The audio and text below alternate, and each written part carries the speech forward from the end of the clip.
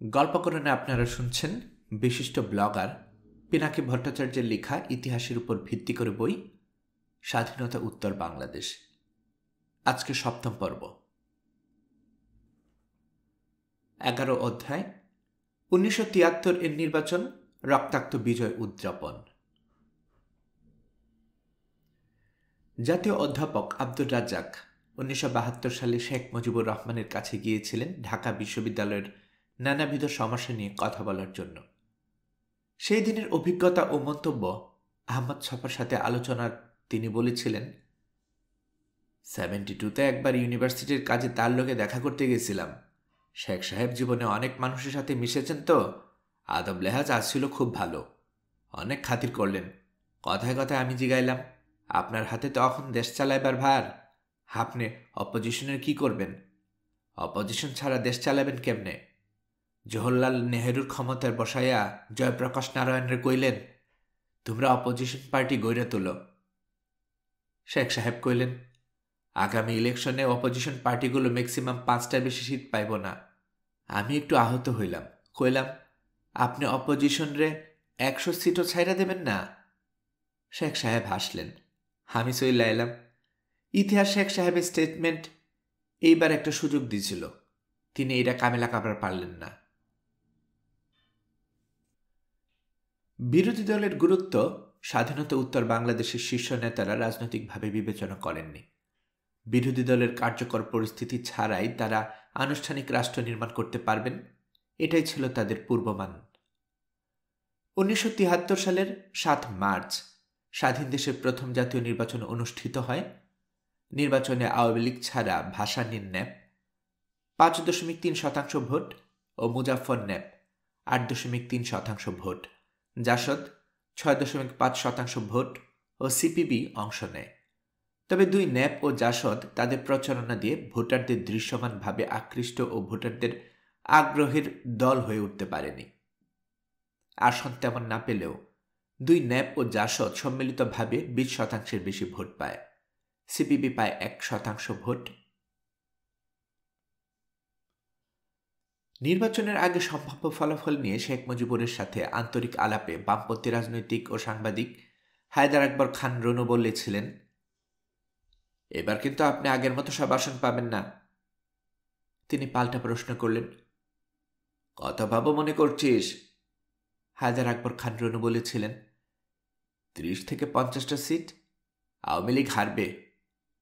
তিনি মুচকি হেসে বলেছিলেন, এটা হলে তিনি রাজনীতি ছেড়ে দিবেন। বিরোধীরা কত সিট পাবে বলে শেখ মুজিব মনে করেন, এই প্রশ্ন করলে তিনি বলেন, সেটা না বলাই ভালো, কারণ সেটা জানলে বিরোধীরা নির্বাচনে আসবে না। ক্ষমতাসীন দল সরকারের প্রচার মাধ্যম ও যানবাহন দুটি নির্বাচন উপলক্ষে নির্বিচারে ব্যবহার করে। দলীয় প্রচার ও সফরের জন্য তারা সরকারি গাড়ি, বিমান ও হেলিকপ্টার ইত্যাদি যথেষ্ট ব্যবহার করছে বলে কোনো কোনো বিরোধী দলীয় নেতা এবং কর্মী অভিযোগ উত্থাপন করেন। এই হেলিকপ্টারগুলো ছিল বিদেশ থেকে অনুদান হিসেবে ত্রাণ কাজের জন্য। এমনকি সরকারি দলের নির্বাচনী প্রচারে রাষ্ট্রায়ত্ত মিলের অর্থ ব্যয়ের অভিযোগ আসে। জাতীয়করণকৃত মিল কারখানা তহবিল থেকে অর্থ ব্যয় করে সম্মেলন অনুষ্ঠানের নামে ক্ষমতাসীন রাজনৈতিক দলের নির্বাচনী প্রচার ও মিল বন্ধ করে সাধারণ শ্রমিকদের ঢালাওভাবে আওয়ামী নির্বাচনের প্রচার ও মিছিলে অংশগ্রহণ করতে বাধ্য করা হয় বলে অভিযোগ ওঠে। নেপের মুজাফর আহমেদ ও পঙ্কজ ভট্টাচার্য অভিযোগ করেন, সরকারি দলের সমর্থকরা প্রশাসনের সহায়তায় মনোনয়নপত্র দাখিলের দিনে বাধা প্রদান, ভীতি, সন্ত্রাসের সৃষ্টি করে। সরকারি প্রশাসন ও রক্ষী বাহিনী ন্যাপ এবং ছাত্র ইউনিয়নের কর্মীদের বাড়িতে বাড়িতে তল্লাশি চালিয়ে তাদের গ্রেফতার করে। সরকারি দল ভয় দেখিয়ে ও চাপ দিয়ে ময়মনসিংহ 6 আসনের ন্যাপ প্রার্থীকে মনোনয়নপত্র প্রত্যাহার করতে বাধ্য করে। এমনকি নির্বাচন প্রস্তুতির দিনগুলোতে এদেশের আওয়ামী লীগ ছাড়া আর যে কোনো দল বা ব্যক্তি নির্বাচনে অংশগ্রহণ নিচ্ছেন এ খবর বেতার টিভির কর্মকর্তারা বেমালুম গায়েব করে ফেলেন। বাংলাদেশের কোথাও বিরোধী দলীয় সমাবেশ, শোভাযাত্রা হয়ে থাকলেও জাতীয় বেতারের কর্তারা সে খবর সুকৌশলে এড়িয়ে যান। আওয়ামী লীগের বড়, মাঝারি ও ছোট নেতাদের বিশাল বিশাল জনসভার বক্তব্য তুলে ধরতেই বাংলাদেশ বেতারের সম্প্রচারের সিংহভাগ সময় ব্যয় হয়ে যেত। টেলিভিশনে সংবাদ পরিবেশনাতেও ছিল সেই একই চিত্র। বেতারের অভূতপূর্ব কর্মকাণ্ডে প্রীত হয়েই সম্ভবত বাংলাদেশ বেতারে ২৫ জন অনুষ্ঠান সংগঠককে সহকারী আঞ্চলিক পরিচালক বা সমমর্যাদা সম্পন্ন পদে এবং ১৯ জন অনুষ্ঠান প্রযোজককে অনুষ্ঠান সংগঠনের পদে গণপ্রমোশন দেয়া হয়। প্রমোশনপ্রাপ্ত অফিসারদের মধ্যে প্রথম গ্রুপে ৩ জন মুক্তিযুদ্ধ চলাকালে স্বাধীন বাংলা বেতার কেন্দ্রে কাজ করেছেন এবং একজন মুক্তিযুদ্ধে ছিলেন বলে শোনা যায়। অর্থাৎ সর্বমোট ৪৪ জন অফিসারের মধ্যে ৪ জন বাদ দিলে ৪০ জনেই পাকিস্তান আমলে সগৌরবে রেডিও পাকিস্তানে কাজ করেছেন এবং বাংলাদেশ বিরোধী প্রচারণা অব্যাহত রেখেছিলেন। সরকারি সহায়তায় আওয়ামী লীগের নির্বাচনী প্রচার সত্ত্বেও বিরোধী দলগুলির প্রতি জনসমর্থন বাড়তে থাকে। বিরোধী দলগুলোর মধ্যে ন্যাপ, ভাসানী এবং জাসদের প্রচার সভাগুলোতে তখন আশাতীত লোক সমাগম ক্ষমতাসীন দলের জন্য দুশ্চিন্তার কারণ হয়ে দেখা দেয়। এ উপমহাদেশে বিনা প্রতিদ্বন্দ্বিতায় নির্বাচনী জয় হওয়াটাকে একটি বিশেষ সম্মানের বিষয় বলে বিবেচনা করা হয়ে থাকে। তাই আওয়ামী লীগের প্রার্থীরা যেন নিজেরা বিনা প্রতিদ্বন্দ্বিতায় নির্বাচিত হতে পারেন, সেই লক্ষ্যে ক্ষমতাসীন দলের প্রার্থীরা, কর্মীরা সম্ভাব্য প্রতিদ্বন্দ্বী কাউকে নিজ এলাকায় মনোনয়নপত্র জমা দিতে বাধা দিত। জীবননাশের হুমকি, ভীতি প্রদর্শন, অপহরণ সহ নানা উপায়ে প্রতিদ্বন্দ্বী প্রার্থীদের রিটার্নিং অফিসারের কাছে মনোনয়নপত্র পেশ করা থেকে বিরত রাখা হতো। ২. ১৯৭৩ এর ৭ই মার্চ জাতীয় সংসদ নির্বাচন হচ্ছে। স্বাধীন দেশের প্রথম নির্বাচন। চট্টগ্রাম বিশ্ববিদ্যালয়ের ক্যাম্পাসের কাছেই ভোট কেন্দ্র। বিপুল উৎসাহ নিয়ে সবাই ভোট দিতে যাচ্ছেন। তৎকালীন চট্টগ্রাম বিশ্ববিদ্যালয়ের অধ্যাপক, যিনি ইংরেজি থেকে বাংলায় বাংলাদেশের সংবিধান অনুবাদ করেছিলেন, সেই প্রফেসর আনিসুজ্জামান যাচ্ছেন ভোট দিতে। ২ গাড়ি ভরে তিনি সহকর্মীদের সাথে ভোট কেন্দ্রে গেলেন। সাথে উপাচার্য অধ্যাপক ইনাস আলী, রেজিস্ট্রার মোহাম্মদ খলিলুর রহমান, ইংরেজি বিভাগের অধ্যক্ষ মোহাম্মদ আলী। সকলেই অত্যন্ত গুরুত্বপূর্ণ ব্যক্তি, সম্মানিত শিক্ষক এবং সাধারণে অতি পরিচিত মুখ। সকলের মনের মধ্যে প্রচণ্ড উৎসাহ, কিন্তু ভোট কেন্দ্রে পৌঁছে তাদের সেই উত্তুঙ্গ উৎসাহ দপ করে নিভে গেল। তারা জানলেন তাদের সকলের ভোটেই দেয়া হয়ে গেছে। অধ্যাপক আনিসুজ্জামান সরকারি প্রার্থীকে ভোট দিতেন, হয়তো অন্যরাও তাই করতেন। তবে উৎসাহ নেতাকর্মীরা সেই আশার উপর ভর করে নিশ্চুপ থাকতে চাননি। ভোট দেয়া শেষ হলো। ভোট গণনা শুরু হবার পর কোনো কোনো আসনে স্থানীয় অফিসাররা বিরোধী দলীয় প্রার্থীকে বেসরকারিভাবে নির্বাচিত বলে ঘোষণা করেন, কিন্তু শেষ পর্যন্ত তাদের বিজয়ী হতে দেয়া হয়নি। বিরোধী দলীয় নেতাদের মধ্যে টাঙ্গাইলে ভাসানী ন্যাপের ডক্টর আলিম আল রাজি ক্ষমতাসীন মন্ত্রী আব্দুল মান্নানের বিরুদ্ধে, জাসদে শাহজাহান সিরাজ স্থানীয় আওয়ামী লীগ নেতা আব্দুল লতিফ সিদ্দিকীর বিরুদ্ধে, ন্যাপের ভাসানী আব্দুর রহমান মির্জা তোফাজ্জল হোসেনের বিরুদ্ধে, বাকেরগঞ্জের জাসদের মেজর অবসরপ্রাপ্ত জলিল ক্ষমতাসীন দলের আব্দুল মান্নান ও হরনাথ বাইন এর বিরুদ্ধে 2টি আসনে, ভাসানী ন্যাপের রাশেদ খান মেনন ক্ষমতাসীন দলের ফজলুল হক ও নুরুল ইসলাম মঞ্জুর বিরুদ্ধে 2টি আসনে, সিলেটে মুজাফফর ন্যাপের সুরঞ্জিত সেনগুপ্ত মুজিব সরকারের প্রভাবশালী মন্ত্রী আব্দুস সামাদ আজাদের বিরুদ্ধে, কুমিল্লার ন্যাপ এর অধ্যাপক মুজাফফর আহমেদ ক্ষমতাসীন দলের ক্যাপ্টেন সুজাত আলীর বিরুদ্ধে এবং ভাসানী ন্যাপের মুস্তাক আহমেদ চৌধুরী ক্ষমতাসীন দলের এম সিদ্দিকীর বিরুদ্ধে বিপুল ভোটে অগ্রগামী ছিলেন। এদের মধ্যে এম এ জলিল, শাহজাহান সিরাজ এবং মুস্তাক আহমেদ চৌধুরীর নাম টেলিভিশনে বিজয়ী বলে ঘোষণাও করা হয়।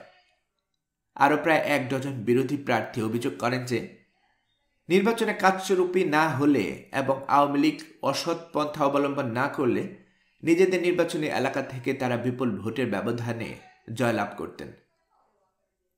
বাবুগঞ্জে মেননের প্রতিদ্বন্দ্বী সার্জেদ ফজলুল হক নিজেই অভিনন্দন জানিয়ে মেননকে ফুলের মালা পরিয়ে দিয়েছিলেন, কিন্তু পরদিন টিভি ঘোষণায় জানা গেল মেনন পরাজিত হয়েছেন।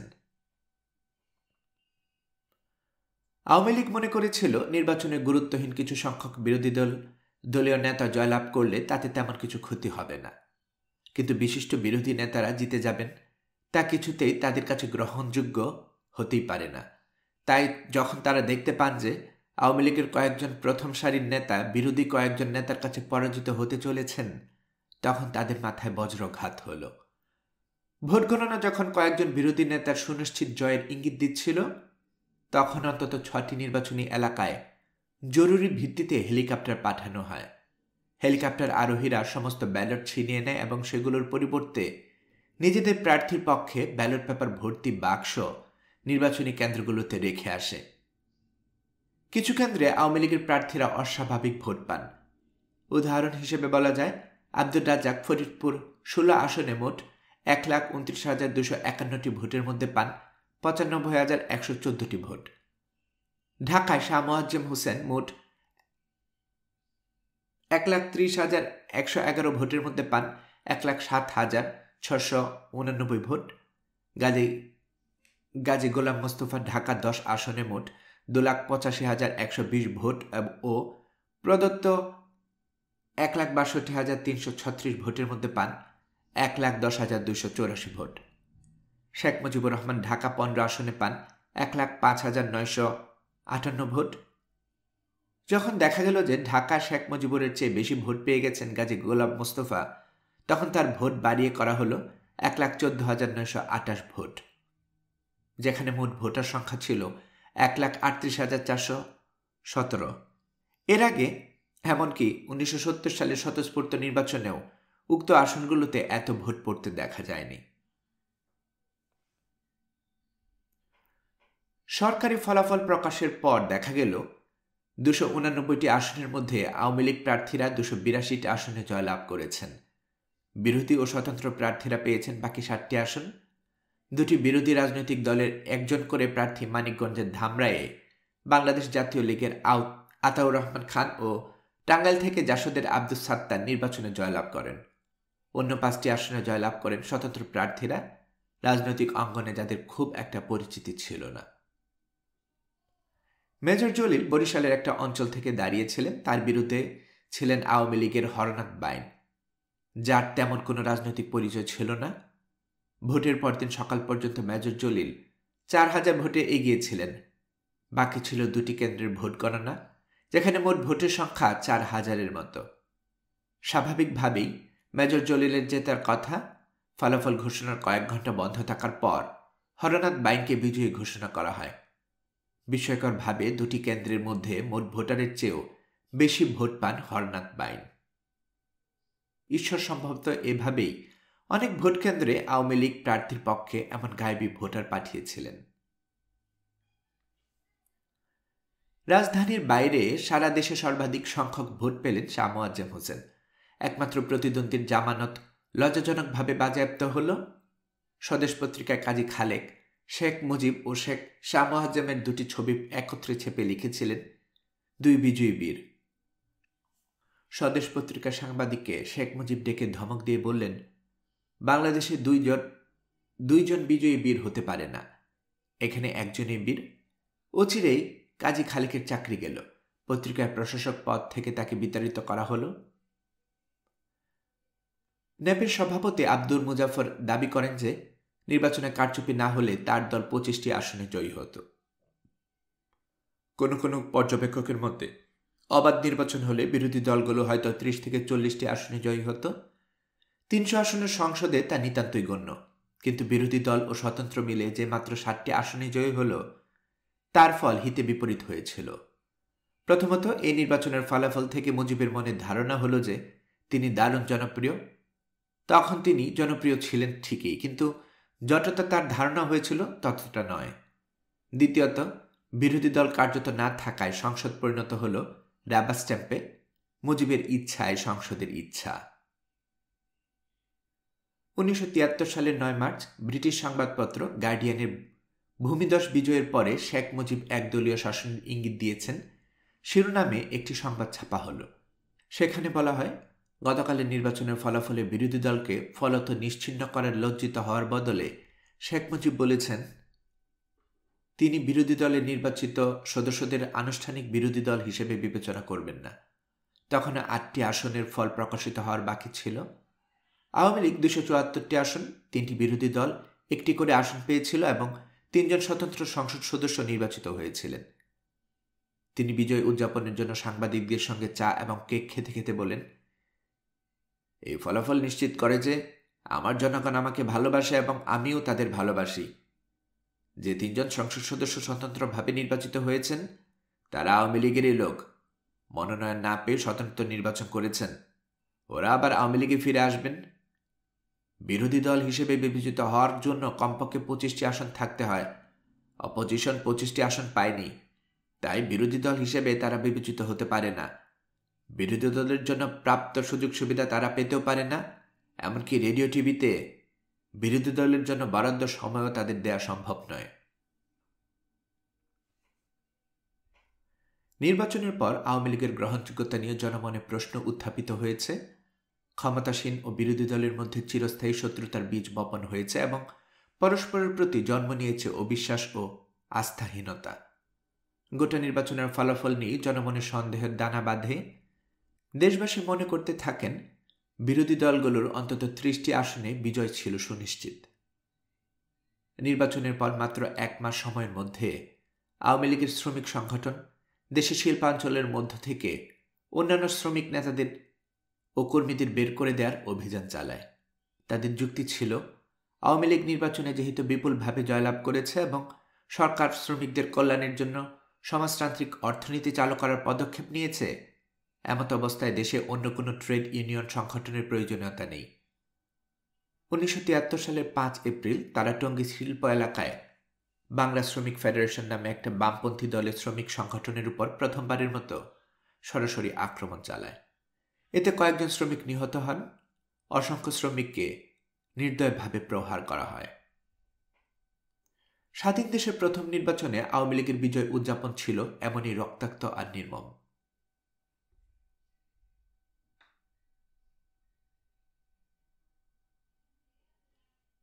অধ্যায় রাজনৈতিক নিপীড়ন। 1। স্বাধীনতার অব্যাহতির পরেই আওয়ামী লীগ ও তার অঙ্গ সংগঠনের সদস্যরা রাজনৈতিক প্রতিপক্ষের উপর নিপীড়ন শুরু করে। এক্ষেত্রে আওয়ামী লীগ তাদের রাজনৈতিক মিত্রকেও ছাড় দেয়নি। সরকারের মিত্র সিপিবির ছাত্র সংগঠন ছাত্র ইউনিয়ন 1973-এর 1 জানুয়ারি ভিয়েতনাম সংহতি দিবস উপলক্ষে ডাকসুর সাথে যৌথভাবে ঢাকার মতিঝিলে যুক্তরাষ্ট্রের দূতাবাসে স্মারকলিপি দেওয়ার উদ্দেশ্যে মিছিল নিয়ে বের হয়। তখন ডাকসুতে ছাত্র ইউনিয়নের নেতৃত্ব ছিল। সেই মিছিল জাতীয় প্রেস ক্লাবের উল্টো দিকে ইউএসআইএস কার্যালয়ের সামনে এলে মিছিলকারীদের কেউ কেউ ইউএসআইএস আমেরিকান ইনফরমেশন সেন্টার কার্যালয়ে ঢিল ছোড়ে। ওইটুকু প্রতিবাদ রুখতে কোনো ম্যাজিস্ট্রেটের অনুমতি ছাড়াই মিছিলে গুলি চালানো হয়। ঘটনাস্থলে ছাত্র ইউনিয়নের 2 নেতা মতিউল ইসলাম ও মির্জা কাদের নিহত হন। এটা ছিল স্বাধীনতা উত্তর রাজধানী ঢাকার সবচেয়ে আলোচিত প্রকাশ্য রাজনৈতিক হত্যার ঘটনা। এই দিনের ঘটনায় গলায় গুলিবিদ্ধ হয়ে আহত পরাগ মাহমুদের বিবরণ থেকে জানা যায়, পুলিশ প্রথমে মিছিলের অগ্রভাগে থাকা মুজাহিদুল ইসলাম সেলিমকে রাইফেল দিয়ে আঘাত করে। এই দৃশ্য দেখে মিছিলকারীরা ক্ষুব্ধ হয়ে পুলিশের উপর ইট পাটকেল ছুঁড়ে মারে। এরপরই বেপরোয়া গুলি বর্ষণ শুরু হয়। ছাত্র হত্যার প্রতিবাদে পরদিন 2 জানুয়ারি স্বাধীন দেশে প্রথমবারের মতো ব্যাপক স্বতঃস্ফূর্ততায় হরতাল পালিত হয়।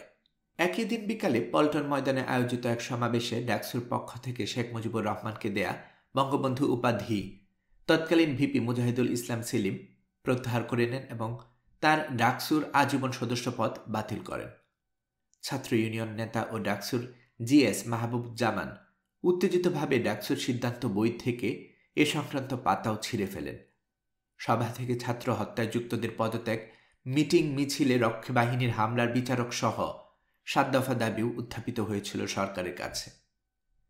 সেই সমাবেশের 2 দিন পর ছাত্রলীগের সভাপতি শেখ শহীদুল ইসলাম আরেক সমাবেশ থেকে মুজাহিদুল ইসলামকে তীব্র ভৎসনা করে বলেন, যারা শেখ মুজিবুরের নামে আগে বঙ্গবন্ধু লিখবে বা বলবে না, জনগণ তাদের জিহ্বা ছিঁড়ে ফেলবে।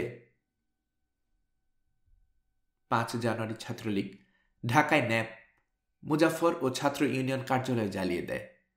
এই ধারাবাহিক হামলা সহ্য করতে না পেরে মুজাহিদুল ইসলাম সেলিমকে দলবল নিয়ে প্রধানমন্ত্রীর সঙ্গে দেখা করে বিষয়টা মিটমাট করে নিতে হয়। ঠিক তার 10 মাস পর নভেম্বর মাসে ছাত্র ইউনিয়নের চতুর্দশ প্রতিষ্ঠাবার্ষিকী অনুষ্ঠানের উদ্বোধক হিসেবে আশ্চর্যজনকভাবে শেখ মুজিবুর রহমানই আমন্ত্রিত হন। 1972 সালের অক্টোবরে নিজ দলের ছাত্র সংগঠনের বিপুল সংখ্যাগরিষ্ঠতার অংশের বিরুদ্ধে দাঁড়িয়ে জাসদ সৃষ্টিতে নেতিবাচক অবদান রাখা শেখ মুজিব মাত্র 1 বছর পর 1973 সালের নভেম্বরে ছাত্র সমাজের মধ্যে নিঃসঙ্গ হয়ে পড়া ওই নেতা আশ্রয় খুঁজছিল ছাত্র ইউনিয়নের কাছে, যাদেরকে বছরের প্রথম দিনগুলো শুধু গুলি করেই ক্ষান্ত হননি, পঞ্চম দিনের মাথায় তাদের কেন্দ্রীয় কার্যালয়ে পুড়িয়ে দিয়ে ধারাবাহিক আক্রমণের মুখে তরুণ কমিউনিস্টদের মাথা নত করতে বাধ্য করেছিলেন তিনি। গোপালগঞ্জের 2 বীর মুক্তিযোদ্ধা ওয়ালিউর রহমান লেবু ও কমলেশ বেদজ্ঞ মুজাফফরের ন্যাপের নেতা ছিলেন। তারা আসলে কমিউনিস্ট পার্টির সংগঠক হিসেবে ওই দলে কাজ করতেন। এই দুজনেই ছিল হেমায়েত বাহিনীর নেতৃস্থানীয় সদস্য। মুক্তিযুদ্ধের সময় হেমায়েত বাহিনীর প্রধান শুধু যুদ্ধই করেনি, সে নানা কায়দায় লুটপাট করেছে সোনাদানা ও টাকা পয়সা। কমলেশ বেদজ্ঞ ওই লুটপাটে বাধা দিলেও হেমায়েত শোনেনি। কমলেশ একটা ডায়েরিতে সেসব লুণ্ঠিত সম্পদের বিবরণ নোট করেছিলেন। 1973 এর জাতীয় সংসদ নির্বাচনের 3 দিন পর 10 জুন শনিবার সকাল 10টায় ওলিউর রহমান লেবু ও কমলেশ বেদজ্ঞ একটি রাজনৈতিক কর্মসূচি সেরে কয়েকজন সহকর্মীর সাথে কোটালীপাড়া থেকে গোপালগঞ্জ সদরে ফেরার পথে হেমায়েতের নেতৃত্বে সশস্ত্র মুজাম সর্দার, মোহন প্রমুখ তাদের পথরোধ করে এবং কমলেশ বেদজ্ঞকে ডায়েরিটা ফেরত দিতে বলে। ডায়েরিটা দিতে অস্বীকার করলে তারা তাদের উপর ঝাঁপিয়ে পড়ে ধারালো অস্ত্রের আঘাতে জখম করে। এরপর আহত সবাইকে একটা নৌকায় উঠিয়ে মাঝ নদীতে নিয়ে নৌকাটা ডুবিয়ে দেয়। নৌকা ডুবে মুক্তিযোদ্ধা কমলেশ, ছাত্র ইউনিয়নের নেতা মানিক এবং বিশু নিহত হন। মৃতবৎ অবস্থায় লুৎফর রহমান গঞ্জর নদীর পাড়ে পড়ে থাকেন। লেবু সাঁতরে পার্শ্ববর্তী হাবিবুর রহমানের বাড়িতে আশ্রয় নেয়। বাড়িটি ঘেরাও করে হেমায়েত বাহিনী আগুন ধরিয়ে দিতে গেলে লেবু বাড়ি থেকে বেরিয়ে আসেন। তাকে 3 মাইল পর্যন্ত পায়ে দড়ি বেঁধে টেনে হিঁচড়ে নিয়ে যায় খুনিরা। তারপর ধারালো অস্ত্র দিয়ে কুপিয়ে লেবুকে হত্যা করা হয়। এই হত্যাকাণ্ডগুলো ঘটানো হয় প্রকাশ্যে গ্রামবাসীর সামনে। এই খুনের সঙ্গে জড়িত সন্দেহে ঘটনার 2 দিন পর হেমায়েত উদ্দিনকে আটক করা হলেও 8 মাস পর তাকে কারাগার থেকে ছেড়ে দেওয়া হয়। ইতিমধ্যে তিনি বীর বিক্রম খেতাবে ভূষিত হন। ওলিউর রহমান লেবু কমিউনিস্ট পার্টির তরুণ নেতা ছিলেন। 71-এর বীর মুক্তিযোদ্ধা লেবু মুক্তিযুদ্ধে 8 ও 9 নম্বর সেক্টরের প্রধান সমন্বয়কারী হিসেবে দায়িত্ব পালন করেছেন।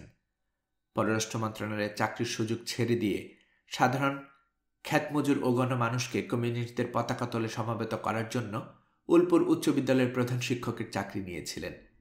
তিনি ছিলেন গোপালগঞ্জের ব্যাপক সংখ্যক মানুষের কাছে বিপুল জনপ্রিয় লেবু ভাই। নিহত এই 2 জন জনপ্রিয় নেতাই নির্বাচনে স্থানীয় আওয়ামী লীগ নেতাদের প্রতিদ্বন্দ্বী হয়ে ওঠার সম্ভাবনা ছিল। কমলেশ বেদজ্ঞ 73-এর মার্চে নির্বাচনে কোটালীপাড়ায় ফরিদপুর 12 আওয়ামী লীগের প্রার্থী সন্তোষ আচার্যের বিরুদ্ধে শক্ত প্রতিদ্বন্দ্বিতা গড়ে তুলেছিলেন।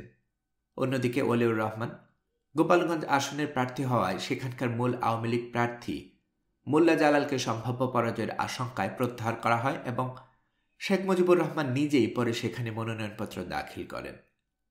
মুজিব প্রার্থী হচ্ছেন দেখে ওলিউর রহমান মনোনয়নপত্র প্রত্যাহার করে নিলেও তার জনপ্রিয়তা সরকারি দলের স্থানীয় নেতৃত্বকে বিচলিত করেছিল। ওলিউর রহমান, কমলেশ বেদজ্ঞ, শ্যামল ব্যানার্জি মানিক ও বিশুপদ কর্মকার সেদিনকার হামলায় নিহত হলেও স্থানীয় দুর্গাপুর গ্রামের লুৎফুর রহমান পরবর্তীকালে গোপালগঞ্জ জেলা কৃষক লীগের সভাপতি নামে তাদের এক সহযোগী মুমূর্ষ দশায় অলৌকিকভাবে বেঁচে যান এবং তার মাধ্যমেই এই রোমহর্ষক হত্যাযজ্ঞের ঘটনা প্রকাশ হয়ে পড়ে। 2 সেই সময় দলীয় ক্যাডার আর রক্ষী বাহিনী ছাড়াও নানা প্রাইভেট বাহিনী গড়ে উঠেছিল। আইনশৃঙ্খলা রক্ষার প্রয়োজনে মুজিব শাসনামলে ঢাকায় পুলিশের একটা স্পেশাল বাহিনীও সক্রিয় ছিল। বড় ভয়ঙ্কর ছিল স্পেশাল বাহিনী। সাদা টয়োটা গাড়িতে ঘুরে বেড়াত তারা। হঠাৎ কাউকে সন্দেহজনক মনে হলে গাড়িতে তুলে নিয়ে উধাও করে দিত। তাদের আর খোঁজ পাওয়া যেত না। মুজিব আমলে ফ্যাসিস্ট বাহিনীর আদলে গড়া আলোকিত সংগঠন ছিল লাল বাহিনী। এই লাল বাহিনীর মারমুখী শক্তি হিসেবে গড়ে উঠেছিল আওয়ামী লীগের সহযোগী সংগঠন আওয়ামী শ্রমিক লীগের নেতৃত্বে। এই বাহিনীর নেতা ছিলেন শ্রমিক লীগের নেতা আব্দুল মান্নান। লাল বাহিনীর ক্যাডাররা লাল জামা পরত, মাথায় লাল টুপি বা ক্যাপ থাকত তাদের। শেখ মুজিব স্বয়ং এই বাহিনীর ভয় দেখাতেন। 1972 সালের ডিসেম্বরের এক বিরাট জনসভায় লাল বাহিনী দিয়ে দাবড়ানোর ভয় দেখান জনগণকে। এই বাহিনীর ছিল তার নিজস্ব প্যারামিলিশিয়া। লাল বাহিনীর তৎপরতার কেন্দ্র ছিল দেশের বিভিন্ন শিল্পাঞ্চলে। প্রথমে এ বাহিনীর একটি ইতিবাচক উদ্দেশ্যকেই গড়ে তুলেছিল। বিভিন্ন শিল্পাঞ্চলে সরকারি ও উর্দু ভাষীদের মালিকানাধীন কারখানা দখলের হিড়িক পড়ে গিয়েছিল। এ ধরনের অবৈধ ও নৈরাজ্যকর অবস্থা থেকে কলকারখানা রক্ষার জন্যই লাল বাহিনীর গোড়াপত্তন। কিন্তু পরবর্তী সময়ে প্রতিদ্বন্দ্বী বাম সংগঠনগুলোকে উৎখাত এবং সর্বগ্রাসী চাঁদাবাজি হয়ে পড়ে এদের কার্যক্রমের প্রধান অংশ। বিরোধী দলগুলোর সমর্থক প্রায় সব সিবিএ ইউনিয়ন হাইজ্যাক করে নেয়। তবে পেশাজীবীভাবে রাজাকার ও সমাজ বিরোধীদের নির্মূল এর নামেই এসব গুন্ডামি বৈধ করে নেওয়া হচ্ছিল। লাল বাহিনী বিশেষভাবে বিহারি নামে পরিচিত উর্দু ভাষীদের উপর আক্রমণাত্মক ছিল। ঢাকায় 72-এর মে দিবসে সমাবেশে আব্দুল মান্নান ঘোষণা দেন, সরকার যদি বিহারিদের আটক ও বিচার না করে তাহলে তার সংগঠন সেই কাজটি করবে। 1972-এর জুন থেকে লাল বাহিনী ঘোষণা দিয়ে কথিত সমাজ বিরোধীদের বিরুদ্ধে শুদ্ধি অভিযান শুরু করে। এমনকি অভিযানকালে আটককৃতদের শাস্তি প্রদান আইনগত ক্ষমতার আবদারও তারা করেছিল। এই ধরনের এক শুদ্ধি অভিযানের করুণ শিকার হন আহমেদ ফজলুর রহমান। তিনি ছিলেন শেখ মুজিবুর রহমানের ঘনিষ্ঠ, আগরতলা মামলার সহ অভিযুক্ত এবং মুক্তিযুদ্ধের আগে যেসব উচ্চপদস্থ সরকারি কর্মকর্তা আওয়ামী লীগ রাজনীতির সঙ্গে গোপনে গভীরভাবে যুক্ত ছিলেন তাদের একজন। 1973 সালের 30 এপ্রিল মে দিবসের আগের দিন ঢাকায় ব্যাপক ভিত্তিক শুদ্ধ অভিযানের সময় লাল বাহিনীর কয়েক ডজন সদস্য আহমেদ ফজলুর রহমানকে ধানমন্ডির বাসভবন থেকে মারতে মারতে টেনে হিচড়ে নিয়ে যায় শ্রমিক লীগ অফিসে। সেখানে স্বয়ং বাহিনী প্রধান আব্দুল মান্নান ছিলেন। তার সামনে ফজলুর রহমানকে জেরা করা হয়। তার বিরুদ্ধে যুদ্ধের পর 13টি পেট্রোল পাম্প দখলের অভিযোগ আনে লাল বাহিনী। পরে খোদ প্রধানমন্ত্রীকে ফোন করে শ্রমিক লীগ অফিস থেকে মুক্তি পান ফজলুর রহমান। পরদিন ঢাকায় অনেক দৈনিক পত্রিকায় এই খবর প্রকাশিত হয়। আহমেদ ফজলুর রহমান লালবাগ থানায় একটা অভিযোগও দায়ের করেছিলেন। শিল্পাঙ্গনে এ ধরনের অস্থিরতার মধ্যেই 1973 সালের 5 ফেব্রুয়ারি চট্টগ্রামের বারককুণ্ড শিল্পাঞ্চলে আর টেক্সটাইল মিলে কেবল একটি ঘটনাতেই 22 জন শ্রমিককে হত্যা করা হয়। জেলা প্রশাসন অবশ্য প্রেস রিলিজে 9 জনের কথা স্বীকার করে, আর দৈনিক গণকণ্ঠ নিহতের সংখ্যা 50 বলে উল্লেখ করে। বাঁশের তৈরি শ্রমিক কলোনিতে চারদিক থেকে আগুন ধরিয়ে দিয়ে তারপর 3 দিক থেকে গুলি ছোড়ার মাধ্যমে এই আক্রমণ করা হয়। এ নিয়ে পরদিন চট্টগ্রাম, নোয়াখালী, কুমিল্লায় হরতাল পালিত হয়। গণমাধ্যমের ভাষ্য থেকে জানা যায়, নোয়াখালী অঞ্চলের শ্রমিক প্রাধান্যপূর্ণ এই কারখানায় কিছুদিন পর সিবিএ নির্বাচন হওয়ার কথা ছিল, কিন্তু কোনোভাবেই সরকারি দলীয় শ্রমিক সংগঠনটি তার শাখা স্থাপন করতে পারছিল না। তারই প্রতিশোধ ছিল এই হামলা। 1972-এর মার্চ মাসে খুলনায় শ্রমিকদের আন্দোলন বন্ধ করতে গিয়ে এ লাল বাহিনী রীতিমতো তাণ্ডব ঘটায়। তাদের গুলিতে সরকারি হিসেব মতে নিহত হন 36 জন শ্রমিক, আহত হন 80 জন, কিন্তু বেসরকারি হিসেবে নিহত হয়েছিল 2000-এর বেশি লোক। 1975 সালের 2রা জানুয়ারি বাকশাল গঠন প্রশ্নে শেখ মুজিবুর রহমানের রাজনৈতিক উদ্যোগের বিরোধিতা করলে এই লাল বাহিনীর প্রধান আব্দুল মান্নানকে দুর্নীতির অভিযোগে গ্রেপ্তার করা হয়। যতদিন কেউ শীর্ষ নেতৃত্বের অনুগত থাকবে ততদিন পর্যন্ত আওয়ামী লীগের দলীয় লোকেরা সব অপরাধে ক্ষমা পেতে যেতে পারে। একটা কথা চালু হয়ে গিয়েছিল, খুন করেও যদি একবার শেখ মুজিবুরের কাছে পৌঁছানো যেত এবং শুধু পায়ের উপরে পড়ে বললেই হতো, অপরাধ করে ফেলেছি, এখন আর কি করব, তিনি পিঠের উপর 2টা থাপ্পড় দিয়ে বলতেন, যা হতভাগা, এবার বেঁচে গেলি আর কখনো এমনটা করিস না। 3 ফেব্রুয়ারি মাস 1973 সাল। একটি রাজনৈতিক দলের সভা চলছিল। পাশের রাস্তা থেকে ধরে নিয়ে যাওয়া হলো দুটি পথচারীকে। তৃতীয় জনকে ধরতে গেলে সে চিৎকার করে উঠল, আমি কোনো দল করি না, আমি কোনো দলের লোক নই। থমকে গেল হাইজ্যাককারীরা।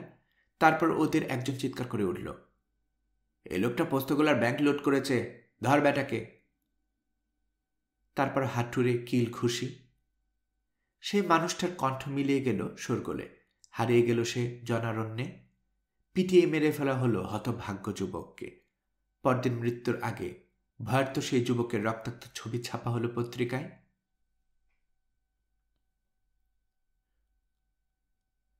এই ছিল সারা দেশের নিত্যদিনের সাধারণ চিত্র, যে কাউকে রাস্তায় গণপিটুনি দিয়ে মেরে ফেলতে শুরু করল একদল সংগঠিত মানুষ। প্রখ্যাত সাংবাদিক নির্মল সেন লিখলেন দৈনিক বাংলায় এক কালজয়ী উপসম্পাদকীয় স্বাভাবিক মৃত্যুর গ্যারান্টি চাই শিরোনামে। তিনি লিখলেন, মানুষ তেল, ডাল, চাল, নুন নিয়ে স্বাভাবিক জীবনযাপন করার কথা ভাবে না।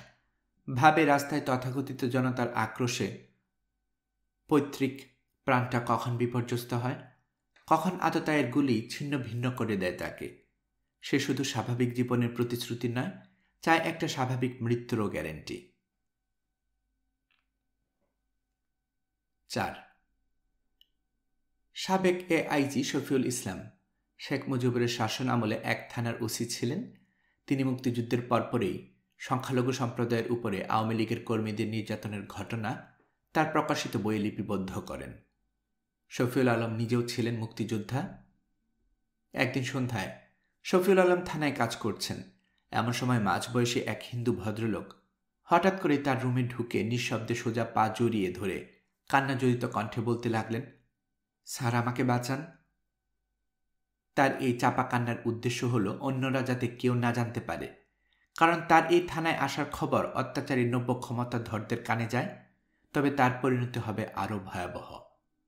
শফিউল ইসলাম তাকে অভয় দিলেন, আশ্বস্ত করলেন, আপনার সমস্যা নির্ভয়ে বলুন। স্যার, ওরা জানতে পারলে আমাকে খুন করে ফেলবে। জনগণের যদি জানমালের কোনো নিরাপত্তা না দিতেই পারলাম, তবে আমার এখানে থাকার প্রয়োজন কি? আপনি বলুন, আপনার কি সমস্যা? দৃঢ়তার সঙ্গে শফিউল ইসলাম পুনর্বার অভয় দিলেন। ভদ্রলোক বলতে শুরু করলেন, তিনি একজন বর্ধিষ্ণু হিন্দু পরিবারের প্রতিষ্ঠিত ব্যবসায়ী ছিলেন। পাক বাহিনী তার দোসর দালালরা তার বাড়ি ঘর ব্যবসা প্রতিষ্ঠান পুড়িয়ে দিয়েছে। তিনি সমস্ত মেয়ে নিয়ে এক গরিব আত্মীয়ের বাড়িতে উঠেছেন। প্রতি রাতে কতিপয় আওয়ামী লীগের গুন্ডা সেই বাড়িতে গিয়ে তার মেয়েকে ধর্ষণ করে। মেয়েটির বাবা অসহায়ের মতো নিরুপায় হয়ে থানা আওয়ামী লীগের সভাপতিকে জানিয়েছিলেন, কিন্তু তিনি কোনো সমাধান দিতে পারেননি। নিরুপায়ের মতো জানতে চান, স্যার আমি এখন কি করব? যাদের নাম তিনি উল্লেখ করলেন তারা আওয়ামী লীগের কর্মী, যারা এখন ধরাকে সরা জ্ঞান করে। কোনো আইনি শক্তি তাদেরকে পরাভূত করতে পারে না।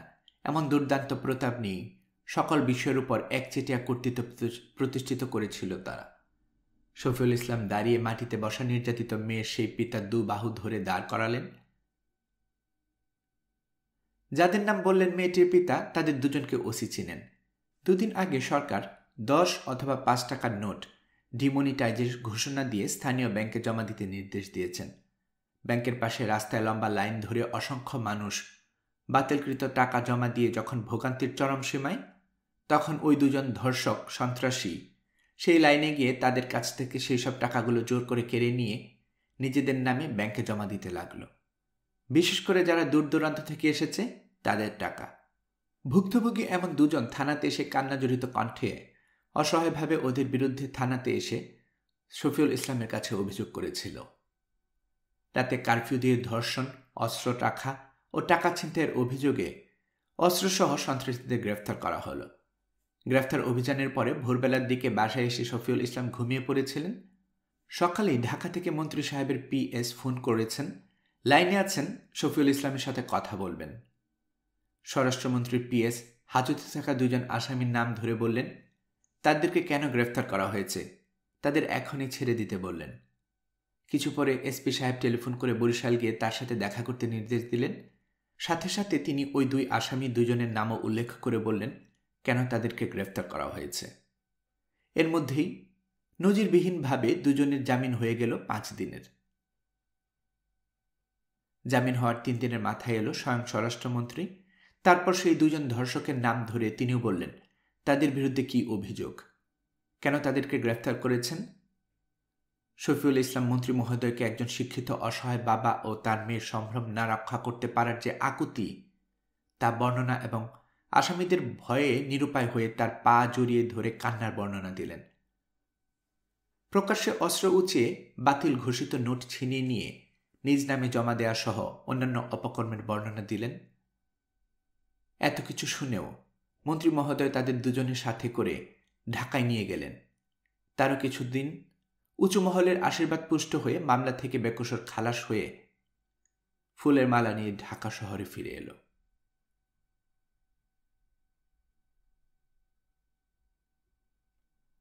তেরো অধ্যায়, সিরাজ শিকদার হত্যাকাণ্ড। 1। 60-এর দশকে বুয়েট, তদানীন্তন পূর্ব পাকিস্তানের প্রকৌশল ও প্রযুক্তি বিশ্ববিদ্যালয়।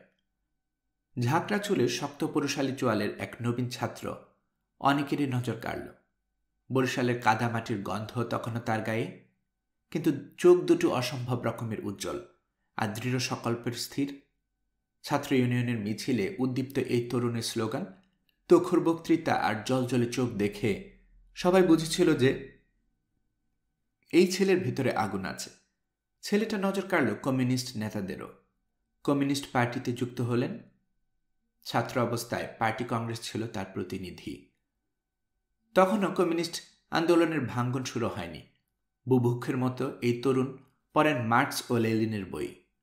বিপ্লবের স্বপ্নে বিভোর এই তরুণের চোখ মুখে দৃঢ়তা হয়তো সকলেই দেখত, কিন্তু কেউই হয়তো বুঝতে পারেনি যে সে নিজেকে তৈরি করছিল ভবিষ্যতের বিপ্লবের জন্য। ছেলেটির ডাক নাম সেরা, পুরো নাম সিরাজ শিকদার। এরই মধ্যে পার্টির ভাঙল, ছাত্র ইউনিয়নও ভাঙল। সিরাজ যোগ দিলেন মেনন গ্রুপে। মেনন গ্রুপের সহসভাপতি হলেন তিনি। ছাত্রজীবন শেষ হল সেই বছরে। তিনি যোগ দিলেন সিএনবি এর কনিষ্ঠ প্রকৌশলী পদে। কিন্তু যার চোখে বিপ্লবের স্বপ্ন, তিনি কি আর 9টা-5টা অফিস বসে কাজ করতে পারেন? 3 মাসের মধ্যে চাকরি ছেড়ে দিলেন, যোগ দিলেন এক বেসরকারি কোম্পানিতে। 1968 সালের 8 জানুয়ারি কয়েকজন সমমানকে নিয়ে গঠন করলেন পূর্ব বাংলার শ্রমিক আন্দোলন নামে একটা প্রস্তুতি সংগঠন। এই শ্রমিক আন্দোলনকেই তিনি 1971-এর 3 জুন বরিশাল জেলার পেয়ারা বাগানে সর্বহারা পার্টিতে রূপান্তর করেন। 1970 সালে সিরাজ শিকদারের বিপ্লবী পরিষদ বিভিন্ন জেলায় পাকিস্তানি প্রশাসন ও শ্রেণী শত্রুর বিরুদ্ধে গেরিলা অপারেশন চালায়। 1971 সালের 8 জানুয়ারি তারা ঢাকা, মুন্সিগঞ্জ ও ময়মনসিংহে ওড়ান স্বাধীন পূর্ব বাংলার পতাকা। 1971 সালের 2রা মার্চ এই বিপ্লবী পরিষদ শেখ মুজিবুর রহমান ও আওয়ামী লীগের উদ্দেশ্যে একটা খোলা চিঠি লিখেন, যা লিফলেট আকারে সারা দেশে প্রচার করা হয়। এর 4 নম্বর দফাটি ছিল পূর্ব বাংলার দেশপ্রেমিক রাজনৈতিক দলের প্রতিনিধি ও ব্যক্তিদেরকে সমন্বয়ে জাতীয় মুক্ত পরিষদ বা জাতীয় মুক্তি ফ্রন্ট গঠন। সিরাজ শিকদার কবিতাও লিখতেন। কবিতাগুলো উচ্চমানের কাব্য না হলেও সেই কবিতাগুলোর ছত্রে ছত্রে মিশে থাকত মাও সেতুং এর বিপ্লবী রণকৌশল। তার একটি কবিতার লাইন, আর কয়েকটা শত্রু খতম হলেই তো গ্রামগুলো আমাদের, জনগণ যেন জল, গেরিলারা মাছের মতো সাঁতরায়। 1971 সালের 1 মার্চ পাকিস্তানের প্রেসিডেন্ট ইয়াহিয়া খান যখন সংসদ অধিবেশনে স্থগিত করার ঘোষণা দেন, উত্তাল হয়ে ওঠে গোটা পূর্ব পাকিস্তান। পরদিন পূর্ব বাংলা শ্রমিক আন্দোলন শেখ মুজিবকে সশস্ত্র মুক্তিযুদ্ধ শুরু করার আহ্বান জানায়। একই সঙ্গে সংগঠনটি সর্বস্তরের দেশপ্রেমিক প্রতিনিধিদের নিয়ে একটি স্থানীয় বিপ্লব জোট গঠন করে ও সশস্ত্র মুক্তিযুদ্ধ পরিচালনার জন্য জাতীয় মুক্তিযুদ্ধ পরিষদ গঠনের অনুরোধ জানায়। শেখ মুজিব তখন ব্যস্ত আলোচনার মাধ্যমে সমাধানের পথ খুঁজতে। শেখ মুজিব ও তার নেতৃস্থানীয় আওয়ামী লীগ সিরাজ শিকদারের নেতৃত্বাধীন শ্রমিক আন্দোলনের এই খোলা চিঠি আমলে নেননি, পুরোপুরি অগ্রাহ্য করেছিলেন। হতে পারে নির্বাচনী নিরঙ্কুশ জয় পাবার পর আওয়ামী লীগ তখন একলা চলো নীতিতে অটল। মুজিবনগর সরকার 17 এপ্রিল শপথ নেবার পর সেই সরকারের প্রতি আরেকটা খোলা চিঠি দেয়া হয় শ্রমিক আন্দোলন এর পক্ষ থেকে। সেখানে যুদ্ধের ময়দানে করণীয় বিষয় তুলে ধরা হয়। তবে এবারও প্রবাসী সরকার শ্রমিক আন্দোলনের সেই চিঠিতে দিকপাত করেননি। কিন্তু সিরাজ শিকদার থেমে থাকেনি। পাকিস্তানি বাহিনীর গণহত্যার পর তিনি বরিশালে পেয়ারা বাগানে 30 এপ্রিল গড়ে তোলেন জাতীয় মুক্তি বাহিনী। 30 জুন পার্টির নতুন নাম দেওয়া হয় পূর্ব বাংলা সর্বহারা পার্টি। 1971 সালের অক্টোবরে সর্বহারা পার্টি দলের গেরিলাদের নির্দেশ দেয় পাকিস্তানি বাহিনী, ভারতীয় বাহিনী ও আওয়ামী লীগের বিরুদ্ধে যুদ্ধ পরিচালনা করতে। কারণ সিরাজ শিকদার পাকিস্তানকে উপনিবেশবাদী, ভারতকে বৈরী আধিপত্যবাদী এবং আওয়ামী লীগকে ভারতপন্থী সুবিধাবাদী ও আধিপত্যবাদী গণবিরোধী শক্তি হিসেবে চিহ্নিত করেছিলেন। বরিশাল থেকে শুরু করে বিক্রমপুর, মানিকগঞ্জ, পাবনা, ময়মনসিংহ সহ বিভিন্ন অঞ্চলে সর্বহারা পার্টির গেরিলারা পাক বাহিনীর সঙ্গে বীরত্বপূর্ণ লড়াই করে।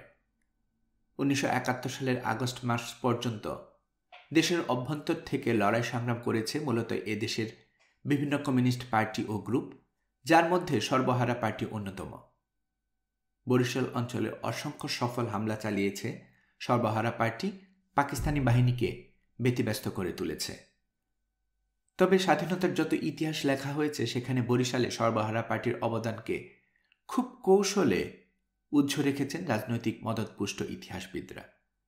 দুঃখজনক হলেও সত্যি, আওয়ামী লীগ ও সর্বহারা পার্টির সম্মুখে যুদ্ধে 1971 নভেম্বরের মধ্যে সর্বহারা পার্টির অনেক সদস্য নিহত হয়েছিল।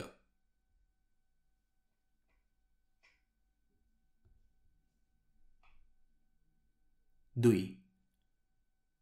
স্বাধীনতার পরে সর্বহারা পার্টি মনে করত পাকিস্তানের উপনিবেশ থেকে দেশ এবার ভারতীয় উপনিবেশ হয়েছে। এ সময় নতুন বাংলাদেশের রাজনৈতিক ঐক্য গড়ে তোলার প্রশ্নে সর্বহারা পার্টি সরকারের প্রতি একটা খোলা চিঠি লিখেন। ওই চিঠিতে ভারতীয় সৈন্যদের অনতিবিলম্বে সরিয়ে নেয়া, যুদ্ধে অংশগ্রহণকারী সৈনিকদের দিয়ে নৌ, বিমান ও স্থলবাহিনী গঠন করা, স্বাধীনতা বিরোধী ব্যক্তিদের সম্পত্তি বাজেয়াপ্ত করা এবং তাদের বিচার নিশ্চিত করার কথা বলা হয়। এতে সব দেশপ্রেমিক রাজনৈতিক সংগঠনের নেতৃত্বে জাতীয় বিপ্লব সরকার গঠন সহ 27টি দাবি পেশ করা হয়। তবে মুজিব সরকার আগের মতোই সর্বহারা পার্টির একটি দাবিতেও কর্ণপাত করেননি। এরপর সিরাজ শিকদার পূর্ব বাংলা তথা বাংলাদেশকে ভারতের উপনিবেশ হিসেবে উল্লেখ করে, পূর্ব বাংলার বীর জনগণ, আমাদের সংগ্রাম এখনও শেষ হয়নি। পূর্ব বাংলার অসমাপ্ত জাতীয় গণতান্ত্রিক বিপ্লব সম্পন্ন করার মহান সংগ্রাম চালিয়ে যান মর্মে একটা গুরুত্বপূর্ণ রাজনৈতিক দলিল পেশ করেন, যেখানে আওয়ামী লীগকে জাতীয় বিশ্বাসঘাতক ও বেঈমান হিসেবে উল্লেখ করে তাদেরকে ভারতের দালাল হিসেবে চিহ্নিত করা হয়। 16 ডিসেম্বরকে কালো দিবস হিসেবে ঘোষণা করা হয়। সর্বহারা পার্টির ডাকে 1973 এবং 1974 বিজয় দিবসকে দেশব্যাপী হরতাল পালন করা হলে মাওলানা ভাসানী বিবৃতি দিয়ে তা সমর্থন করেন। এই সময় দেশব্যাপী গণভিত্তিক সম্পন্ন পার্টি গড়ে তোলার মনোনিবেশ করেন। সিরাজ শিকদার দিনে দিনে জনপ্রিয় নেতা হয়ে উঠতে থাকেন। ছাত্র তরুণরা দলে দলে তার সংগঠনে যোগ দিতে থাকে। সামরিক বাহিনীর কিছু অফিসারের মধ্যে সিরাজ শিকদারের বিপুল প্রভাব ছিল। 1974 সালে দলটির ব্যাপক বিকাশ হয়। তবে এই সময় তার দলে অনেক অবাঞ্ছিত ব্যক্তি অনুপ্রবেশ ঘটে। 1973 সাল থেকে বিভিন্ন স্থানে পুলিশ ফাঁড়ি, থানা, বাজার ও ব্যাংক লুটের ঘটনা ঘটতে থাকে। এর অনেককেই আব্দুল হকের নেতৃত্বাধীন পূর্ব পাকিস্তানের কমিউনিস্ট পার্টি এবং সিরাজ শিকদারের পূর্ব বাংলা সর্বহারা পার্টিতে জড়িত থাকার অভিযোগ ওঠে।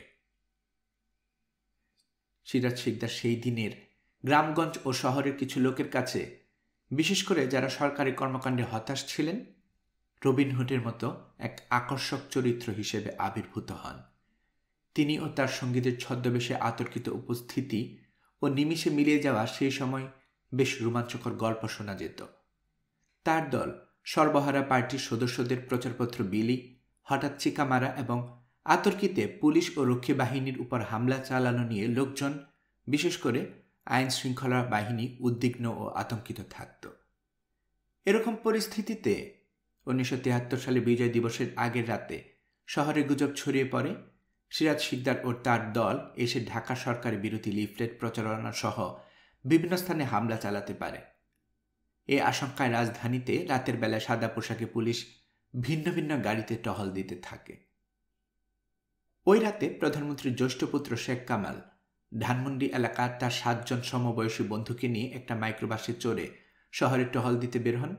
এক পর্যায়ে সিরাজ শিকদারের খোঁজে টহলরত স্পেশাল পুলিশ মতিঝিলে বাংলাদেশ ব্যাংকের কাছে মাইক্রোবাসটিকে দেখতে পায় এবং সন্দেহ ও আতঙ্কগ্রস্ত হয়ে কোনো সংকেত সতর্ক না দিয়েই আতর্কিতে এর উপর গুলি চালায়।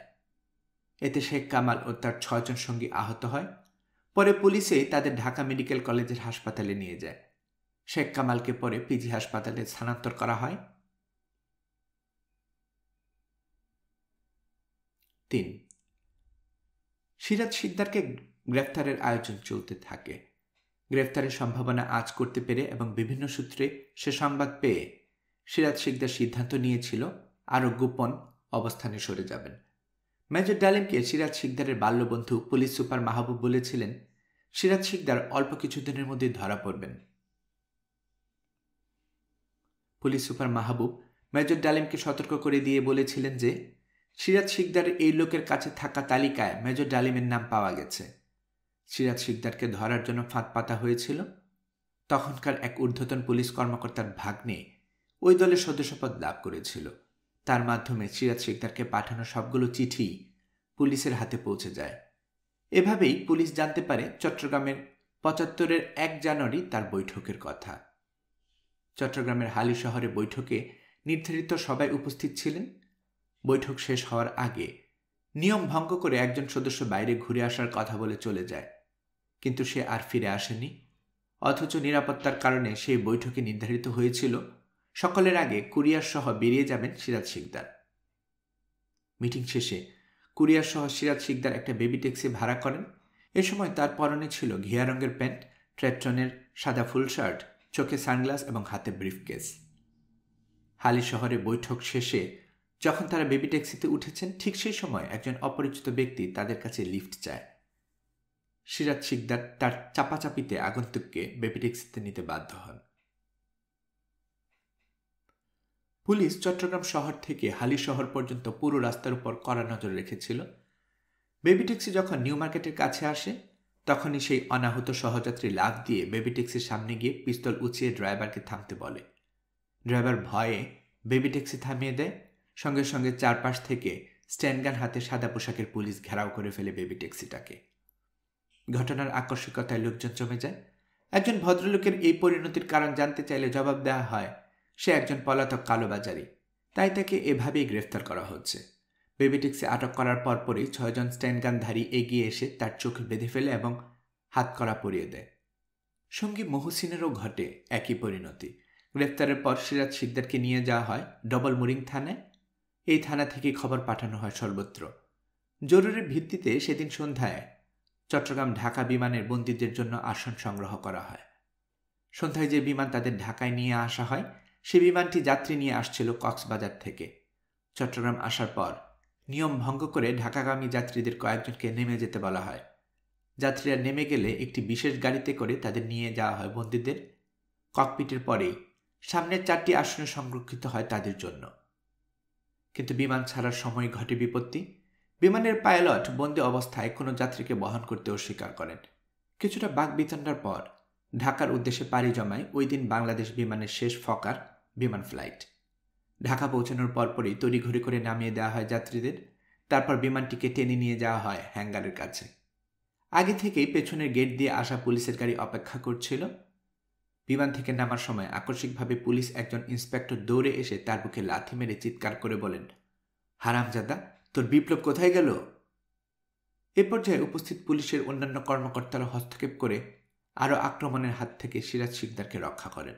একজন পুলিশ কর্মকর্তা বলেন, এত অস্থির হওয়ার কিছু নেই, তাকে জায়গা মতো নিয়ে যাবার ব্যবস্থা করা হবে।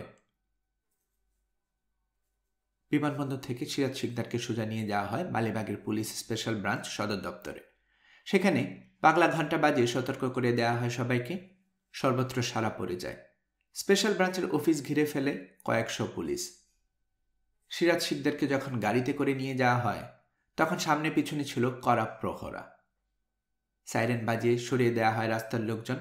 স্পেশাল ব্রাঞ্চ অফিসে নিরাপত্তার দায়িত্ব দেওয়া হয় কমিউনিস্ট টাস্ক ফোর্স এবং রক্ষী বাহিনীর উপর। পুলিশ অফিসাররা শেখ মুজিবুরের কাছে ক্ষমা চাইতে বললেন সিরাজ শিকদারকে। সিরাজ এই প্রস্তাব প্রত্যাখ্যান করেন। এরপর তাকে মৃত্যু ভয় দেখালে তিনি বলেন, সে মৃত্যুকে আমি গ্রহণ করব যে মৃত্যু দেশের জন্য এবং গৌরবের মৃত্যু। সিরাজকে জিজ্ঞাসাবাদের দায়িত্ব দেওয়া হয় ঢাকার তৎকালীন পুলিশ সুপার মাহবুব উদ্দিন আহমেদকে। এই পুলিশ সুপার নির্মমতার জন্য কুখ্যাত ছিল।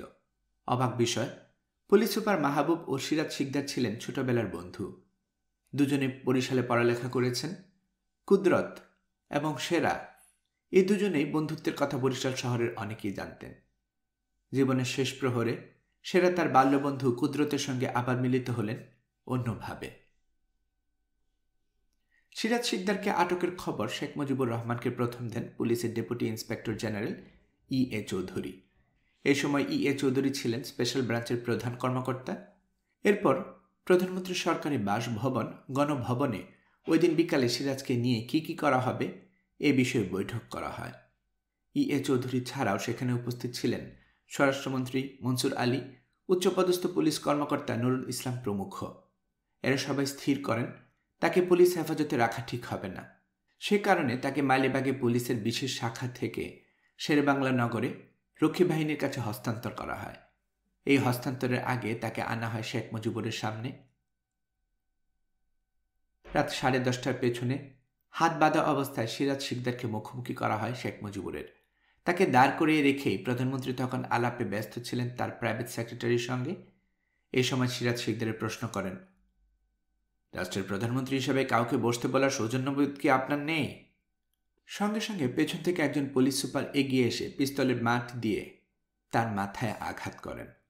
গণভবনে কথা কাটাকাটির পর তাকে নিয়ে যেতে বলেন শেখ মুজিব। তখন রাত 12টা। 4 মধ্যরাতে শোরগোল বেঁধে যায় শেরেবাংলা নগরের তৎকালীন রক্ষী বাহিনীর হেডকোয়ার্টারে। তাড়াহুড়ো করে সেখানে আটক অন্য বন্দীদের নিয়ে যাওয়া হয় অন্যত্র। সমগ্র এলাকা আলোকিত করে জ্বালিয়ে দেওয়া হয় সার্চ লাইট। পুরো এলাকা কর্ডন করে ফেলে রক্ষী বাহিনী। সকলের মুখে গুঞ্জন আর ফিসফিসানি। তখনও কেউ জানে না কাকে নিয়ে আসা হচ্ছে। রাত 12:15টায় তৎকালীন রক্ষী বাহিনী অপারেশন প্রধান সহ হেডকোয়ার্টারে আসেন। এসে ব্যাটালিয়ন কোয়ার্টার গার্ড থেকে সিরাজ শিকদারের দলের 2 জন নেতৃস্থানীয় কর্মীকে হেডকোয়ার্টারে সরিয়ে নেওয়ার নির্দেশ দেন। মহসিন সহ সিরাজ শিকদারকে রাত 12:30টায় নিয়ে আসা হয় রক্ষী বাহিনীর হেডকোয়ার্টারে। তারপরে একজনকে আরেকজনের কাছ থেকে আলাদা করে ফেলা হয়। রক্ষী বাহিনীর হেডকোয়ার্টারের নিরাপত্তার দায়িত্ব দেওয়া হয় পুলিশের বিশেষ টিম ও রক্ষী বাহিনীর 11 ব্যাটালিয়নের SP কোম্পানির উপর। সেই রাতেই দ্বিপ্রহরে মেজর ডালিম আর কর্নেল নাজমুল হুদা গোপনে রক্ষী বাহিনীর প্রধান কর্নেল নুরুজ্জামানের অনুমতি নিয়ে সিরাজ শিকদারকে দেখতে যান। সঙ্গে কিছু ফল ও খাবার নিয়ে গিয়েছিল তারা, কিন্তু কোনো কিছু খাওয়ার অবস্থা ছিল না তার। মৃত প্রায় অচেতন অবস্থায় তাকে ফেলে রাখা হয়েছিল ঘরের মেঝেতে। কর্নেল হুদা আগে সিরাজ শিকদারকে না দেখলেও মেজর ডালিমের সিরাজের সাথে দেখা হয়েছে বেশ কয়েকবার, কিন্তু সেই কাল রাতে অপরিচিত কিংবদন্তি সিংহপুরুষ সিরাজ শিকদারের নির্যাতনের বিকৃত মুখটা চিনতে পারেননি মেজর ডালিম। সেই রোমহর্ষক দৃশ্য বেশিক্ষণ সহ্য করতে না পেরে দুঃখ ও গ্লানির অবর্ণনীয় বেদনা বুকে নিয়ে বেরিয়ে এসেছিলেন দুজনেই। 2 জানুয়ারি ভোর পর্যন্ত অভুক্ত অবস্থায় তাকে আটক রাখা হয় রক্ষী বাহিনীর হেডকোয়ার্টারে। 2 জানুয়ারি সকালে সিরাজ শিকদারকে কড়া প্রহরায় নিয়ে যাওয়া হয় সাভারে। 4টি ডজ লরি ও একটি টয়োটা জিপ অনুসরণ করে তাকে। সাভারে তাকে সারাদিন রেখে দেয়া হয় তৎকালীন রক্ষী বাহিনীর ক্যাম্পে। সিরাজ শিকদার রক্ষী বাহিনীর জিম্মায় যখন ছিলেন তখন তিনি বারবার একটা কথাই বলছিলেন, I know my fact is decided. আমার ভাগ্য নির্ধারিত হয়ে গেছে। সন্ধ্যার পর পুলিশের কয়েকজন ঊর্ধ্বতন কর্মকর্তা উপস্থিত হন সেখানে। রাত 9টার দিকে তাকে আনা হয় জাহাঙ্গীরনগর বিশ্ববিদ্যালয় থেকে একটু আগে। সেখানেই হাত বেঁধে রাস্তার উপর দাঁড় করে গুলি করা হয় বলে অনুমান করা হয়। পার্শ্ববর্তী এলাকায় যারা গুলির শব্দ শুনেছেন তারা কেউ ভয়ে বের হননি, ভেবেছেন সে সময় নিত্যদিনের মতো এটা একটা বিচ্ছিন্ন ঘটনা। পরদিন অনেকে রাস্তার উপর দেখেছেন জমাট বাঁধা ছোপ ছোপ রক্তের দাগ। সরকারি প্রেসে নোটে বলা হয়, পুলিশ তাকে নিয়ে অস্ত্রের সন্ধানে সাভারে গিয়েছিল। গাড়ি থেকে লাফিয়ে পালিয়ে যাওয়ার সময় পুলিশের গুলিতে সিরাজ শিকদার নিহত হন। এই সরকারি ভাষ্য তখন জনগণ ও সামরিক বাহিনীর সদস্যরা বিশ্বাস করেনি। সিরাজ শিকদারকে ঠান্ডা মাথায় পরিকল্পিতভাবে পুলিশ হেফাজতে হত্যা করা হয়েছে বলে ধারণা করা হতো এবং বিনা বিচারে হত্যার জন্য লোকজন সরকারকে দায়ী করত। পুলিশ সিরাজ শিকদারকে হত্যা করেছিল সেটা তাদের এক উচ্চপদস্থ কর্মকর্তার স্বীকারোক্তিতে ধরা পড়ে। তৎকালীন মুক্তিযোদ্ধা সেনা অফিসার মইনুল হোসেন চৌধুরী ঢাকা ক্লাবের এক অনুষ্ঠানে পুলিশের এক উচ্চপদস্থ কর্মকর্তাকে সিরাজ শিকদারের মৃত্যু নিয়ে প্রশ্ন করলে তিনি বলেন, কর্নেল সাহেব, আপনাদের আর আমাদের যুদ্ধের মধ্যে তফাৎ একটাই। মাত্র ৩২ বছর বয়সে এভাবেই আজন্ম বিপ্লবী পিয়াসী এই তরুণের জীবনের করুণ পরিসমাপ্তি ঘটে। সিরাজ শিকদারের লাশ তার মা বাবার কাছে হস্তান্তর করা হয়। ঢাকা মোহাম্মদপুরে তাজমহল রোডের জামে মসজিদ সংলগ্ন গোরস্থানে পুলিশ পাহারায় তাকে দাফন করা হয়। কড়া নিরাপত্তার মধ্যেও সিরাজ শিকদারের জানাজায় ছদ্মবেশে উপস্থিত হন 2 বেদনাহত সেনা কর্মকর্তা, একজন মেজর ডালিম আর একজন মেজর নূর চৌধুরী। সিরাজের মৃত্যুর 3 সপ্তাহের পর 25 জানুয়ারি শেখ মুজিব নিজেই জাতীয় সংসদে এক ভাষণে বলেন, কোথায় আজ সিরাজ শিকদার? তাকে যখন ধরা গেছে তার সহযোগীরাও ধরা পড়বে। তিনি যেন এই হত্যাকাণ্ডকে এক ধরনের কৃতিত্ব হিসেবে বিবেচনা করেছিলেন। উল্লেখ্য, সিরাজ শিকদারকে ধরার ক্ষেত্রে তথ্য দিয়ে সহায়তা করায় সরকার অন্তত 2 জনকে বিদেশে পাঠিয়ে পুনর্বাসিত করে। সিরাজ শিকদার হত্যার ফলাফল হয়েছিল গভীর ও সুদূর প্রসারী। এই হত্যা ভবিষ্যতে বাংলাদেশের জাতীয় রাজনীতির পরিবর্তনে ভূমিকা রাখবে। মেজর নূর রাজশাহী বিশ্ববিদ্যালয়ে ছাত্র থাকাকালে ছাত্র ইউনিয়নে মেনন গ্রুপের সদস্য ছিলেন। পরে তিনি সর্বহারা পার্টির সঙ্গে যুক্ত হন। তিনি ছিলেন সিরাজ শিকদারের অনুরক্ত একজন, যিনি এই বিপ্লবী হত্যার ঘটনায় ক্ষুব্ধ হন। ধারণা করা হয় শেখ মুজিবের শরীরে ব্রাস্ট ফায়ার করেন মেজর নূর। শেখ মুজিবুরের পরিবারের সবাইকে হত্যা করার বিষয়টি জানতে চাইলে পরবর্তী সময়ে মেজর নূর বলেন, ওরা আমার নেতাকে খুন করেছে, আমি সবাইকে মেরে প্রতিশোধ নিয়েছি। সিরাজ শিকদারের বোন শামীম শিকদার জানান, সিরাজের দেহে গুলির চিহ্ন পরিষ্কার প্রমাণ করে যে স্টেনগান দিয়ে বুকে 6টি গুলি করে তাকে হত্যা করা হয়েছিল। সিরাজ শিকদারকে শেখ মুজিবুরের নির্দেশে হত্যা করা হয়েছে বলে সারা শহরে রটে গেল। তখন 19 বছরের তরুণী শামীম শিকদার তার ভাইয়ের হত্যার প্রতিশোধ নেওয়ার সিদ্ধান্ত নিল। সে সর্বহারা পার্টির কাছ থেকে একটা রিভলভার পেয়েছিল এবং তার ভাইয়ের হত্যাকারীকে হত্যা করার সুযোগের সন্ধান করছিল। শামীম বাংলাদেশের শ্রেষ্ঠ ভাস্করদের একজন। বলাই বাহুল্য, শামীম শিকদার তার মিশনে সফল হতে পারেনি।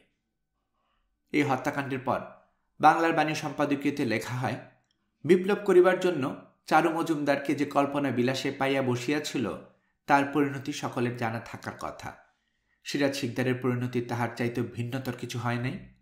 সিরাজ শিকদার ধৃত হইয়া মৃত্যুবরণ করিবার পর আশা করা যায়, যাহারা এই দেশে সন্ত্রাসবাদী তৎপরতাকে রাজনৈতিক কৌশল হিসেবে গ্রহণ করিয়াছিল, তাহারা অতঃপর নিজেদের ভুল ধরিতে পারিয়াছেন। 2001 সালে অবমুক্ত করা সিআইএর গোপন দলিল, যা সিরাজ শিকদার হত্যার 3 দিন পরে গ্রন্থিত হয়েছিল, সেখানে সিরাজ শিকদারকে সন্ত্রাসবাদী নেতা হিসেবে উল্লেখ করা হয়েছিল। দলিলে পুলিশের ভাষ্যেরই পুনরাবৃত্তি করে বলা হয়, পুলিশের কাছ থেকে পালানোর সময় সিরাজ শিকদার গুলিবিদ্ধ হয়ে নিহত হন। দলিলে উল্লেখ করা হয়, 28 ডিসেম্বর 1974-এর ঘোষিত জরুরি অবস্থার পরে সিরাজ শিকদারকে হত্যার সবচেয়ে নাটকীয় এবং উল্লেখযোগ্য ঘটনা। দলিলে আরও বলা হয়, সন্ত্রাসবাদ তৎপরতা বন্ধে সরকারের সামর্থ্যের সর্বোচ্চ ব্যবহার করে আরও বেশি ক্র্যাকডাউন করা উচিত। সিআইএর গোপন দলিলে এটা স্পষ্ট যে সিআইএর দৃশ্যত সিরাজ শিকদার হত্যাকাণ্ডের উৎফুল্ল হয়ে সরকারকে আরও বেশি এমন ঘটনা ঘটানোর জন্য উৎসাহ দিয়েছিল। তবে দলিলের শেষে এই আশঙ্কা প্রকাশ করা হয়েছিল যে সিরাজ শিকদারের হত্যাকাণ্ড সরকারের জন্য কাউন্টার প্রোডাক্টিভ হতে পারে, কারণ নানা দলে ও উপদলে বিভক্ত সন্ত্রাসীবাদীদের ঐক্যবদ্ধ হবার জন্য সিরাজ শিকদারের শহীদি ইমেজ কাজ করতে পারে।